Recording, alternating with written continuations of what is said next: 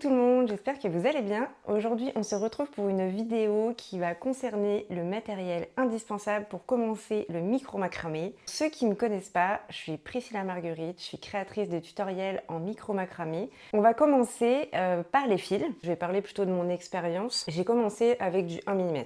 Pourquoi le 1 mm? La prise en main est beaucoup plus simple que sur du fil plus fin. On voit plus rapidement le résultat. Je trouve que c'est le plus facile pour débuter. En tout cas, pour moi, ça a été le cas. Et aujourd'hui, mon favori, c'est le 0,75 qui va être, qui va vraiment être plus fin. Au niveau de la taille, il ne va pas y avoir le même nombre de brins non plus à l'intérieur. Et le travail qui va être fait, bon, il va prendre un petit peu plus de temps, mais il va être beaucoup plus fin, beaucoup plus joli. Je me suis dit que ça serait cool que je vous montre des exemples. Alors, j'en avais pas beaucoup sous la main. Mais là, par exemple, j'ai un ras de cou en 1 mm. Je vous laisse voir un petit peu. Et là, au-dessus, j'en ai un, alors j'avais pas en 0,75, mais là, j'en ai un en 0,5 avec du fil dégradé. Et on voit que la finition, c'est beaucoup plus fin. Logique, le fil est plus fin. Mais ça donne vraiment un côté doux, si je puis dire. Je sais pas si je m'exprime bien. Enfin, voilà pour ça. Donc, le fil en 0,75. Après, on descend en 0,5, encore plus fin. L'exemple avec le petit tour de cou, là, ce que ça donne. Mais vous avez... Alors, c'est du fil en polyester ciré.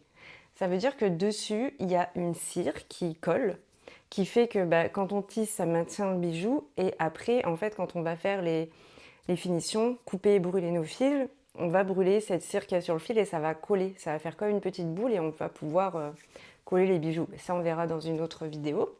Voilà pour les fils. N'hésitez pas à poser des questions sous la vidéo si vous avez des questions et j'y répondrai dans les commentaires si j'ai la réponse, hein, parce que je n'ai pas réponse à tout, bien sûr. Ensuite, on va partir sur le matériel, les outils en fait. Et pour ça, vous allez avoir besoin d'une planche.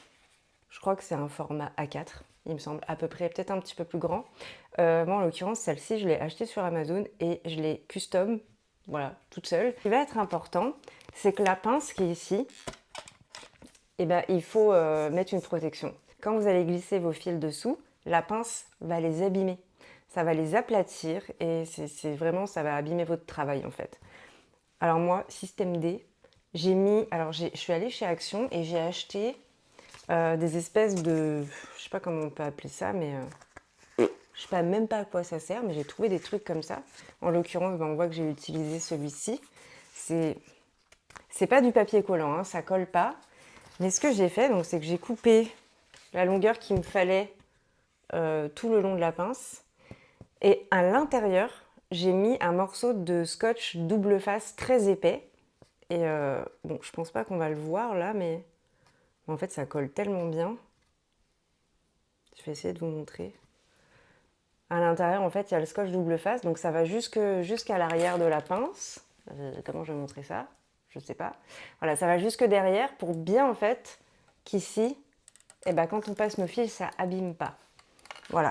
Donc ça, chez Action, ça doit valoir, je crois même pas 1 euro. Hein. Et vous avez vu, vous avez le jour où ça s'abîme, vous avez de quoi refaire. Je sais même pas si vous en avez pour une vie, je pense. Donc une planche. Vous allez avoir besoin d'un ciseau qui coupe super bien. Si votre ciseau il fait du... ça va pas marcher. Il faut vraiment que quand vous preniez votre fil, ça coupe net comme ça. Alors, soit vous avez des ciseaux qui coupent bien, soit, moi j'ai reçu ça chez Hobby, je crois. Ça doit être un coupe-fil. Oh, ça marche aussi super bien. Donc ce petit outil, d'ailleurs, que j'ai jamais utilisé. Et c'est super, en vrai. Il y a aussi ce genre de pince. Ça va être plus pour les boucles d'oreilles, ouvrir les crochets, etc. Vous allez avoir besoin de petites pinces comme ça aussi.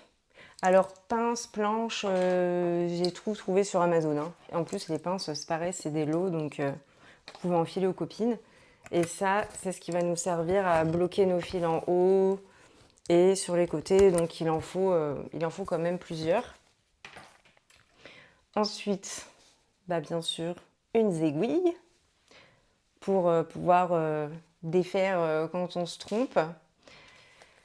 Un petit mètre ruban, bah, celui-là il vient de chez Obi. Voilà, trop pratique. Un briquet, moi j'en ai plusieurs d'avance, parce que quand on tombe en rade, c'est un petit peu la loose. Alors l'autre planche, ça va être une macrame board Moumousse en mousse. Voilà. Et en fait, celle-là, vous pouvez piquer des petites épingles en T comme ça à l'intérieur. Ça, c'est quand on va travailler beaucoup sur des mandalas, qu'on va devoir tourner, qu'on va. Enfin, bon, on voit la mienne, je m'en suis pas trop servie. C'est pas celle que je préfère. En plus, pour filmer les tutos, bon, aussi, je peux utiliser. On dirait pas un gros biscuit.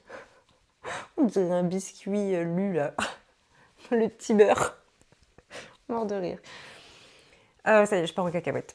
Bon, en fait, après, voilà, vous cherchez ce qui est le mieux pour vous, mais c'est vrai que quand on part en arabesque, etc., bah, ce qui est bien avec ça, c'est qu'on peut vraiment caler notre tissage comme on veut, le tourner. Et on peut aussi, si on veut que le support soit rigide, bah, on peut la bloquer en dessous comme ça, pour travailler. Voilà. Et d'ailleurs, petit tips, je crois que j'ai pas de coussin là. Non, j'ai pas de coussin. Bon, quand je travaille, je vais pas travailler comme ça. Vous savez, pencher sur ma planche. Ce que je vais faire pour rester droit, c'est que je vais caler, j'essaie de vous montrer comme ça. Je vais me caler comme ça et je vais mettre un coussin en dessous pour avoir en fait, pour rester droite et pour pas être voûtée. Parce qu'avant, je travaillais voûtée, je mettais pas de coussin et je peux vous dire qu'au bout d'un moment, les cervicales, elles en prennent un petit coup quand même. Ça, c'est un baguier. Pareil, j'ai trouvé ça sur Amazon. Vous allez venir glisser votre bague sur le baguier. D'ailleurs, on va glisser la partie la plus petite pour pouvoir avoir accès à la taille. Et là, ça va se caler. Voilà, ça s'est calé. Je ne sais pas si vous avez entendu. Voilà. Et là, on est à 57. Je sais que cette bague fait 57. Et il me semble que ça fait... Oh, je sais plus, après... Bon, après, regardez le guide détail, hein, je suis pas non plus experte là-dedans. Mais avant, enfin, je l'avais pas et je trouve que c'est vraiment super génial quand on fait des commandes perso. Ensuite, pour démarrer des petites créations en mode débutant, le mieux, c'est d'avoir quelques perles. Vous pouvez utiliser, ça c'est une petite perle qui vient de chez la galerie des minéraux.com.